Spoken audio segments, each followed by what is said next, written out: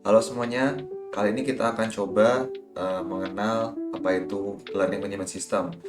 Biasanya Learning Management System ini disingkat LMS dan ini digunakan untuk platform pembelajaran sebagai fasilitas pembelajaran Bapak Ibu mungkin di perusahaan atau di sekolah atau mungkin di universitas begitu. Mengenal Learning Management System ini bagus untuk teman-teman yang berada di posisi HR, Learning Development, Training, atau posisi sejenisnya. Jadi materi LMS ini bisa jadi pegangan teman-teman semua dalam memanfaatkan LMS untuk pembelajaran perusahaan atau divisi Anda. Atau mungkin LMS ini bisa dijadikan platform pembelajaran untuk perkuliahan, misal seperti itu. Setelah mengikuti materi ini, teman-teman semua diharapkan mampu menjelaskan apa itu Learning Management System. Ayo kita simak materinya.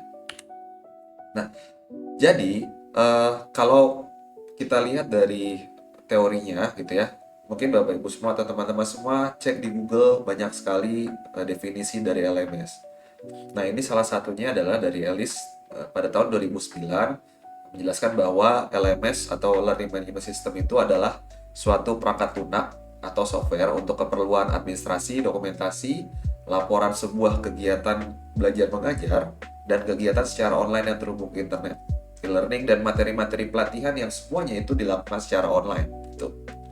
Nah, kalau kita lihat dari fungsinya, ini adalah sistem manajemen pembelajaran yang menyediakan cara bagi instruktur atau fasilitator membuat dan menyampaikan konten, memantau partisipasi peserta, dan menilai kinerja peserta latihnya atau menilai kemampuan dari hasil pembelajaran yang dilakukan oleh pesertanya. LMS itu juga berfungsi untuk memberi peserta latih kemampuan untuk menggunakan fitur interaktif seperti diskusi, konferensi video, kemudian ada juga forum diskusi, assignment, dan penugasan, serta adanya evaluasi hasil belajar. Jadi secara umum, LMS ini merupakan platform pembelajaran digital, di mana nanti teman-teman bisa menggunakan atau memanfaatkan LMS ini untuk proses pembelajaran, gitu ya. Mungkin yang biasanya dilakukan secara klasikal atau tatap muka di dalam kelas, saat ini kita bisa menggunakan LMS sebagai media atau fasilitas pembelajaran bagi teman-teman semua. Kalau kita breakdown pengertian LMS, ya, di situ ada learning, ada manajemen, ada sistem, ya.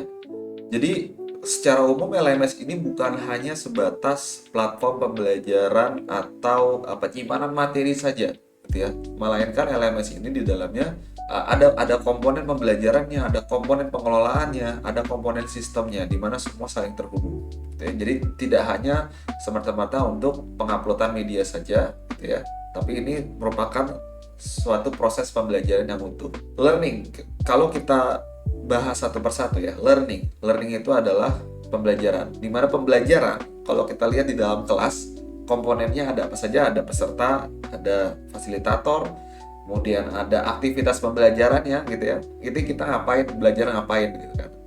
Kemudian di situ ada konten atau media pembelajarannya, ada penugasan, ada evaluasi hasil belajarnya. Jadi kalau teman-teman nanti buat sebuah course atau kelas pembelajaran di LMS, ya komponen learning ini harus ada gitu.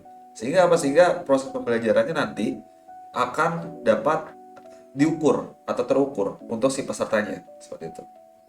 Kemudian masuk ke manajemen, pengelolaan.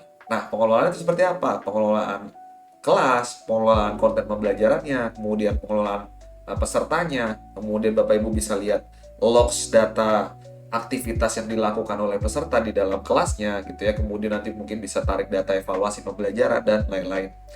Jadi selain adanya komponen pembelajaran di dalam LMS, komponen manajemen untuk pengelolaan juga harus diperhatikan gitu, karena nanti akan ada pengelolaan kelas, misalkan setting jadwal pembelajarannya, kapan dimulainya gitu ya, kemudian mungkin kapan ditutupnya, kemudian mungkin setting batas nilai kelulusannya seperti itu. Jadi pengelolaan seperti itu yang juga harus diperhatikan seperti itu. Nah, kemudian sistem, ya sistem ini yang pasti antara satu komponen dengan komponen lain itu saling terhubung, gitu ya. Jadi kita nggak bisa hanya menambahkan atau mengupload sebuah konten materi tanpa adanya mungkin evaluasi pembelajarannya tanpa adanya pengelolaan kelas. Jadi memang semuanya itu harus saling terhubung satu sama lain, gitu ya. Kalau dilihat dari peran user atau role gitu ya, role ini secara umum sih ada tiga. Ada peserta, ada fasilitator, ada admin. Ya sebenarnya kalau di dalam LMS itu nanti mungkin teman-teman bisa tambahkan peran-peran lainnya, tapi itu disesuaikan dengan kebutuhan teman-teman semua. Peserta, yang pasti peserta itu bisa mengakses pembelajaran di dalam LMS-nya. Dia akan mencari sesuai dengan kebutuhannya, dia akan cari kelas yang memang dibutuhkan oleh mereka begitu. Kemudian fasilitator. Nah, fasilitator ini biasanya nanti akun fasilitator itu dimulai dari akun peserta, gitu ya. Dimana nanti akun peserta ini akan di-upgrade menjadi role fasilitator. Biasanya akan di-upgrade oleh admin, gitu ya.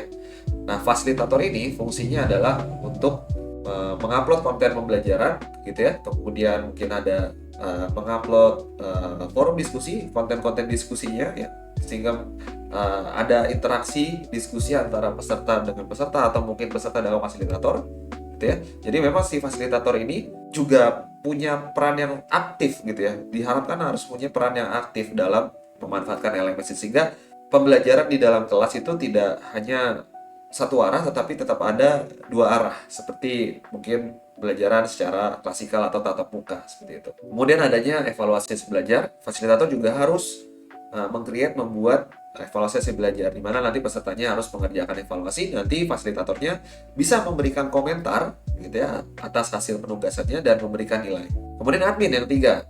Nah, admin ini secara keseluruhan dia bisa mengakses seluruh fitur, biasanya seluruh fitur di dalam LMS-nya atau di dalam kelasnya seperti itu. Admin ini bisa memantau aktivitas pembelajaran atau semua aktivitas yang dilakukan di dalam LMS, gitu ya. Selain itu, admin juga berperan dalam menjaga dan mengelola stabilitas LMS serta melakukan settingan security di LMS, gitu ya. Jadi dalam memanfaatkan LMS, gitu ya, memang teman-teman juga harus memperhatikan tenaga adminnya nih. Tenaga adminnya itu yang nanti akan mengelola LMS-nya seperti itu. Kalau kita lihat di sini ada manfaat LMS-nya, ya. Yang pertama pasti biaya untuk menggunakan LMS itu lebih efisien daripada proses pembelajaran tatap muka, ya kan? Kalau tatap muka apa? Kita harus undang pesertanya, mungkin ada akomodasi gitu ya, transportasi, ada konsumsi, ada biaya penginapan dan lain-lainnya seperti itu. Kalau menggunakan LMS, ya mungkin cost biayanya itu adalah di mungkin hosting LMS-nya, sewa server gitu ya, mungkin seperti itu. Tetapi secara umum bahwa LMS ini bisa memangkas biaya dari pelatihan klasikal gitu atau tatap muka. Kemudian di sini ada mempunyai waktu yang lebih efektif dan efisien. Kalau teman-teman menyelenggarakan pelatihan secara klasikal atau tatap muka ya gitu ya, pasti sudah ada jadwal 3 hari harus di kelas gitu ya, 3 hari harus di kelas, pesertanya harus hadir di dalam kelas. Tapi kalau menggunakan LMS, teman-teman bisa setting sebenarnya ya, setting jadwal pembelajarannya. Apakah boleh dalam satu kelas ini dibuka 1 bulan misalkan seperti itu, tetapi kita harus lihat kembali dari desain pembelajarannya atau dari kurikulumnya, apakah memang materi ini boleh disetting untuk 1 bulan atau memang dia restrik hanya mungkin 3 hari, 5 hari gitu. Dan semua itu bisa disetting, tanggal itu bisa disetting, tanggal mulai, tanggal selesai itu bisa disetting di dalam LMS gitu. Kemudian ketiga ada pengelolaan bahan ajar. Nah, pengelolaan bahan ajar ini adalah untuk mengupload konten, gitu ya, konten yang dihasilkan oleh fasilitator mungkin atau mungkin dibantu oleh teman-teman admin gitu ya. Sehingga nanti pengelolaan bahan ajar materi itu akan ada di dalam LMS gitu ya. Nomor 4 ini manfaat LMS-nya adalah memfasilitasi forum diskusi dan penugasan. Jadi pada saat teman-teman menggunakan LMS, ini kita juga bisa fasilitasi adanya forum diskusi gitu ya. Ada forum diskusi di mana nanti kalau ada peserta yang kebingungan mau nanya, nah bisa di forum diskusi ini. Kemudian penugasan ini juga sebaiknya memang harus ada di dalam LMS, di dalam kelasnya, karena penugasan ini untuk istilahnya apa ya, untuk menerapkan apa yang telah dipelajari oleh peserta gitu ya, apa yang sudah mereka pelajari di dalam LMS-nya gitu ya, mereka mempelajari kontennya, kemudian nanti diberikan penugasan untuk pesertanya itu dapat menerapkan apa yang ada atau apa yang telah diperoleh di dalam kelas yang telah dipelajari. Yang kelima, itu ada mengevaluasi hasil belajar peserta. Biasanya dalam bentuk kuis, post test atau ujian komprehensif ya, di mana itu biasanya sih kita menggunakan pilihan ganda gitu ya. Kuis dalam pilihan ganda, kemudian bagaimana nanti ke dalam settingannya, nilai minimal kelulusannya, waktu pengerjaannya, durasi dan lain-lainnya gitu ya. Kemudian evaluasi hasil belajar ini penting karena ini untuk mengukur apakah pesertanya benar-benar belajar di dalam LMS gitu kan. Jangan sampai kita sudah membuat kelas dalam LMS tetapi pesertanya hanya baca kontennya saja, mempelajari kontennya saja tanpa ada pengukuran dari penyelenggaranya atau dari fasilitatornya seperti itu.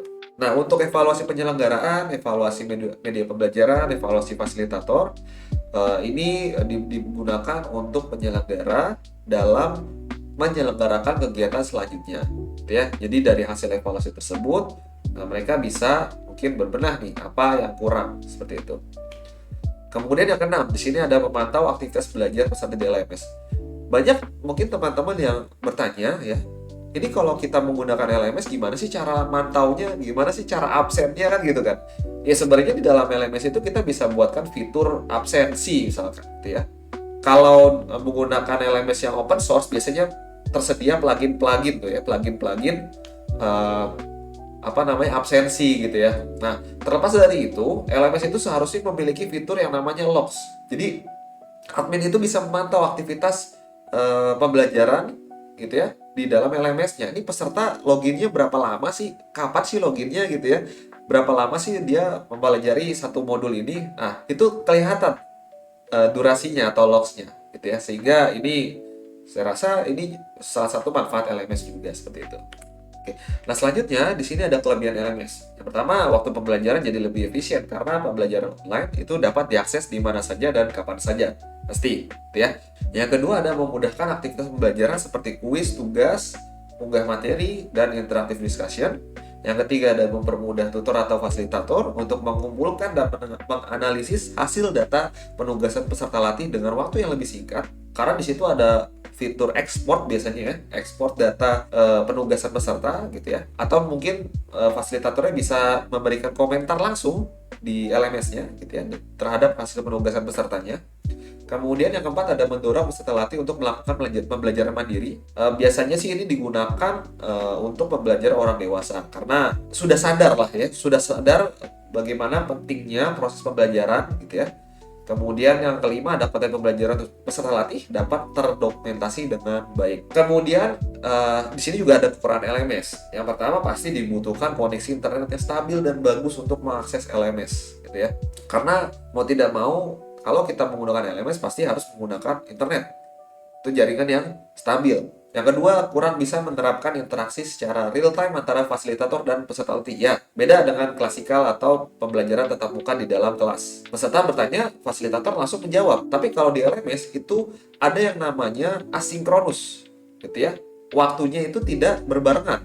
Bisa jadi pesertanya itu bertanya pagi hari, dijawab fasilitatornya siang hari. Ya, makanya salah satu kekurangan LMS itu adalah itu tidak real time. Dalam menggunakan LMS, gitu ya, Bapak Ibu juga atau teman-teman semua juga harus menganalisis kebutuhan penggunaan LMS yang terlebih dahulu. Seperti contohnya adalah teman-teman bisa menganalisis pesertanya. Apakah pesertanya itu mampu memanfaatkan teknologi LMS? Kalau misalkan dirasa pesertanya itu mungkin sudah dalam tanda kutip mohon maaf mungkin lansia. Nah, teman-teman harus mempertimbangkan apakah LMS ini dapat digunakan atau tidak. Kalau memang dari teman-teman pesertanya yang sudah lansia itu sudah familiar dengan teknologi atau gadget lah minimal, silakan. Tapi kalau memang dirasa belum memadai untuk memanfaatkan teknologi, saya rasa bisa digunakan secara klasikal saja untuk pelatihannya atau pembelajarannya. Atau mungkin teman-teman mempunyai peserta di daerah yang memang kurang sinyal, internetnya sangat terbatas di sana, gitu ya. Jadi analisis kebutuhan penggunaan LMS itu juga sangat penting. Jadi tidak semua pembelajaran itu bisa menggunakan LMS, gitu ya. Tapi kita harus lihat dulu analisis kebutuhannya. Nah, tambahan, LMS itu adalah sebuah aplikasi atau platform yang di dalamnya terdapat fasilitas pembelajaran, dapat digunakan untuk kebutuhan training atau pembelajaran, di mana penyelenggara dapat mengelola proses pembelajaran secara sistemik, dan komprehensif. Jadi LMS, Learning Management System ini adalah sebuah platform pembelajaran, ya, di mana platform pembelajaran ini bisa digunakan untuk proses pembelajaran secara sistemik dan komprehensif. Demikian materi kali ini. Terima kasih. Sampai jumpa di video selanjutnya.